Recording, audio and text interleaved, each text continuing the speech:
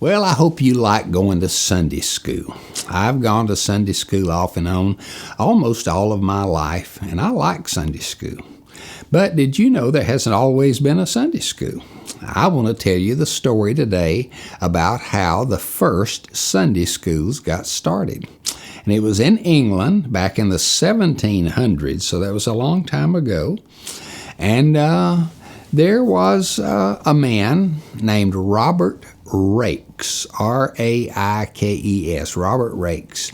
And he was riding in a carriage one Sunday after he left church, and he and a rather wealthy woman were, a pretty outspoken, plain-spoken woman, were riding in this carriage, and he looked out and he saw all these little ruffians, these little kids, dirty-faced kids, running around in the neighborhood, and he said, well, it's terrible. What's this world coming to? Look at all those little boys and girls out there running around.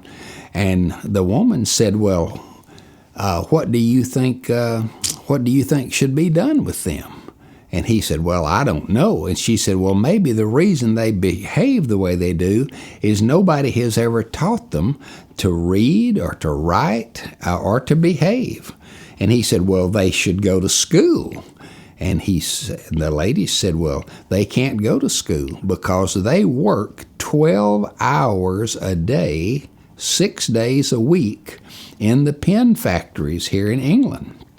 And by the way, children started working when they were just 6 or 7 years old back then, and they worked long, long hours, a very hard life. And so he said, well, when could they go to school? And she said, I don't know. Sunday is the only day they have off. So he said, well, I wonder if we might start a Sunday school. And she just laughed and she said, you think you could get those little boys to take their one day they had off and that they would go to school? He said, well, let's just try it and see. So he went to a lady who had a rather large kitchen, and he said to her, would you take 12 boys and teach them to read and write on Sundays here in your kitchen? And she said, well, yes, I would love to. And again, he didn't know whether anybody would take him up on it, but he was surprised to find out that the first 12 boys that he asked said, yes, we'd love to go to Sunday school, to the school on Sunday. And so they started this school. Sometimes they called them ragged schools. Sometimes they called them kitchen schools. But the name that they came to be known by mostly was the Sunday school. And that one went so well, he started another one, and then another one. Before long, he had a dozen, and then before long, he had 50, and then 100 of these kitchen schools that were operating on Sundays with volunteer teachers that would take 12 boys, and then later girls were included too, and take them in and teach them to read and teach them to write, teach them to add and subtract, just basic education. And in addition to that, these teachers would also use the Bible as the textbook, and they would teach them the story of Jesus. And even though many of the kids had heard about Jesus, they really had never understood the gospel. And many of them did become Christians during those early years.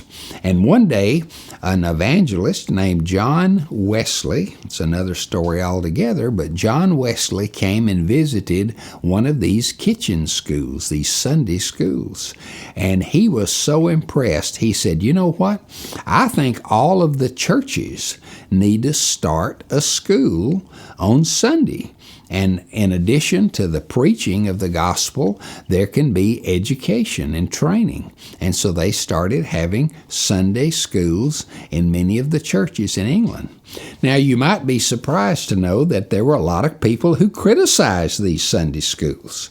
And they said, well, this is ridiculous. You know, we don't need a bunch of little ruffians going to churches and learning to read and write. They need to be working and all this kind of stuff.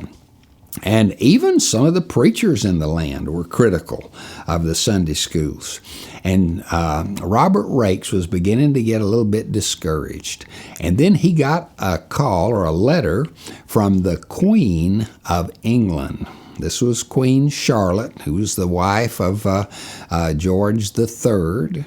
And she said, Mr. Raikes, I have heard about your Sunday school, and I would like to come and personally visit one of your Sunday schools. And of course, he was amazed and overwhelmed and thrilled at the same time.